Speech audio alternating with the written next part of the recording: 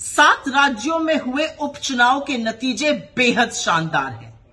India गठबंधन 13 में से 10 सीटें जीता है, एक पर एक इंडिपेंडेंट की विजय हुई है। भारतीय जनता पार्टी वाले 13 सीट लड़े थे, 11 सीट पर हारे हैं, मात्र 2 जीते हैं। यह देश सिरे से बीजेपी को नकार रहा है।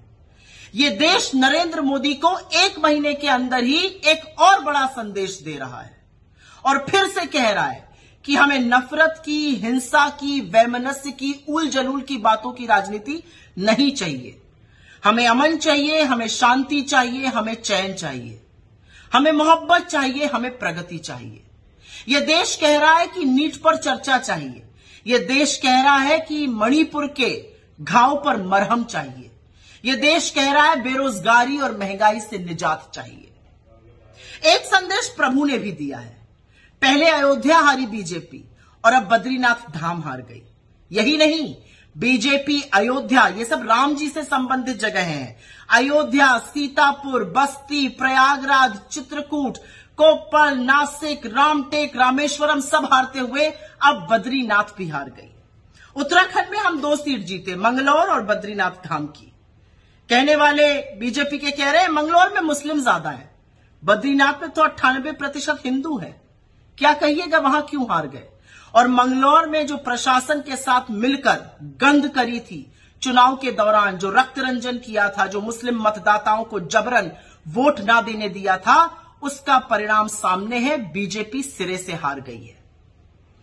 हिमाचल प्रदेश में भी लोगों की हिमाचलियत को ललकार दिया था, जनादेश का असम्मान किया था, सरकार को गिराने का कुत्सित प्रयास किया था।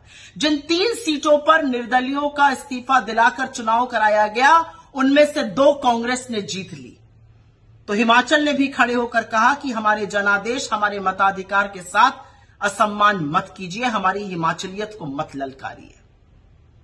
यह देश जाग चुका है। इस देश का हिंदू, इस देश का मुसलमान, इस देश के युवा, महिला, किसान, मजदूर सब जाग चुके हैं और वो एक स्वर में कह रहे हैं कि देश में राजनीति हमारे मुद्दों पर, हमारी चीजों पर होनी चाहिए। और वो एक स्वर में नरेंद्र मोदी की नापाक राजनीति को नकार रहे हैं।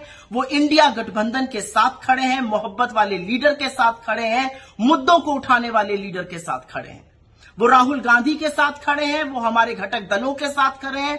वो खड़े होकर निष्पक्ष तौर से ये कह रहे हैं कि ये देश मोहब्बत से, शांति से और न्याय से चलेगा, अन्यथा हम सबक जरूर सिखाएंगे।